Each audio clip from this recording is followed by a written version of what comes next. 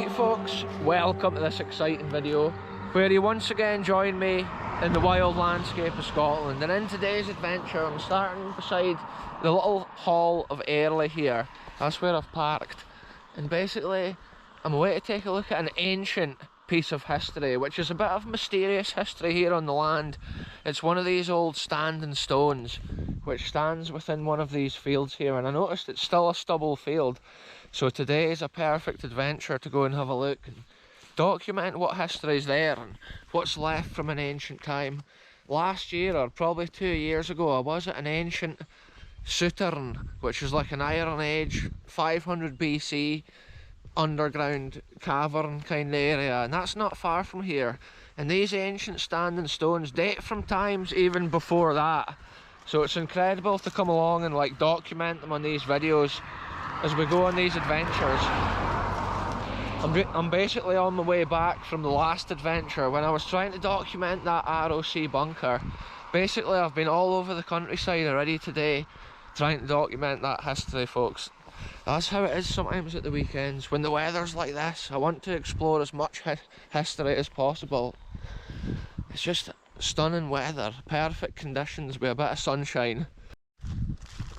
So check it out folks, standing here prominently on this piece of land, overlooking this magnificent view of like the Strathmore Valley on to Kinpurney Tower on the distance there. And it's just mad to think of the ancient history which may be involved with these stones. There's a lot of theories as to what these stones could be. Some people even believe that these can be linked to like Stonehenge and other famous global stone structures. It's almost like a network of standing stones that at one time was right across the world. Other theories is that it was some sort of ancient power grid or energy network, even linked to the days of like the pyramids and stuff like that. There's so many theories, folks. It could have also been like an ancient religious site or a local site where the community would have gathered for special events or special occasions. You have to imagine the different potential gods and stuff they might have worshipped back at the times when a stone like this was put in. This will have been here from the time when it was the old barbarians and wild hunters of the land in these places. Think how much the land around this stone has probably changed since it was put in. Compared to now, you can see it's agricultural land, quite hilly. Originally this may have even been in a forest clearing. And wow, just look at it folks, it's magnificent. I often love to imagine that when the land may have been so different. More of an overgrown, rugged wilderness with the trees and shrubbery of the era. And then one day the farmers moved in and turned all the land into agricultural land. Look at the size of the stone, folks. I've been meaning to stop at it for years, but it's the sort of thing you can't really get into it when there's crops and stuff because it's so like, it's in the middle of the field basically. But these stones were all built on prominent pieces of land like this, overlooking landscapes where probably when you're approaching it from certain areas you would be thinking like, what is this up here? Imagine seeing a crowd of people or whatever gathered round an item like this. It looks like it is a massive chunk of sandstone. Today the shadow's at a poor angle, folks, for actually seeing it. The winter sun is still quite low in the sky, even midday. This is my second adventure today and it's not even midday yet, folks, I'll be honest. It's just gone 11 o'clock AM and we're out here documenting stuff like this. Just think how they even moved a big stone like that around. It probably goes quite far into the ground as well. They're quite sturdy and well constructed. Well, they're not really constructed, are they? But I never really see these falling over.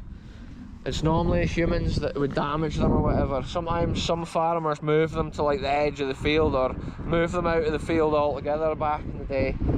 In more modern times, farmers and stuff's more respectful of things like this and normally they get left exactly where they were. Check it out though folks, look, somebody's put a £1 coin on top of there. That's maybe like a good luck.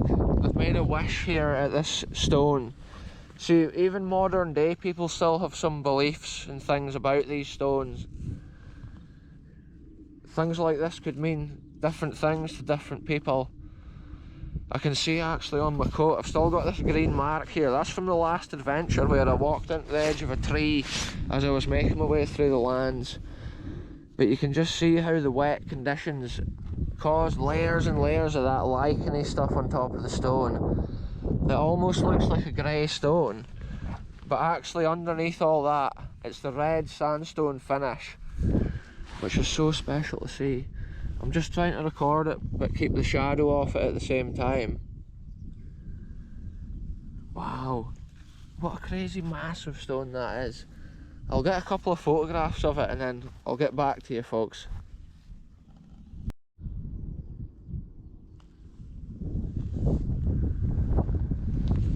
So I cannot believe the size of the chunk of this stone here folks. It's one of the craziest big standing stones that I've visited, and I have been to a few over the years.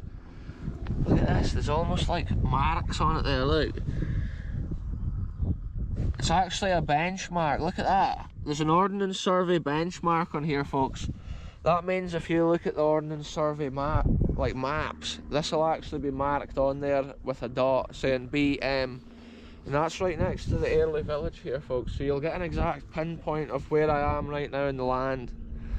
It's just so special to look around here and just to see all these rolling fields all the way over to the hills in the distance. Wow folks, it's pure paradise once again for this adventure, and it's just been a short one. An ancient piece of history this time, compared to like some of the Cold War or even World War II history that we've seen recently. Again, this literally dates back to like before biblical times folks, before Christian religion and stuff was even in the countries, because there is Pictish stones in the lands around here, but they're newer than these, because at this time these stones were actually uncarved, and that shows it was for a different reason, or they weren't caring about the art as much. The Picts, when they came into the land here, they were really, every stone was drawn with like detail, and incredible historical scenes even often were drawn onto them. And it's just ideal conditions today. With this field being stubble, I always come with the greatest respect to like landowners and farmers, and I just take my opportunity often to see a little bit of history like that and document it for the world to see before this year's crops here get planted and the farming season starts all over again folks. And then it's cool just that there is a fence around it, and it's kind of looked after in that sense. Probably if there's sheep or whatever in this piece of land, or cows, that fence will get fixed so that they're not going to knock against the stone and damage it in any way.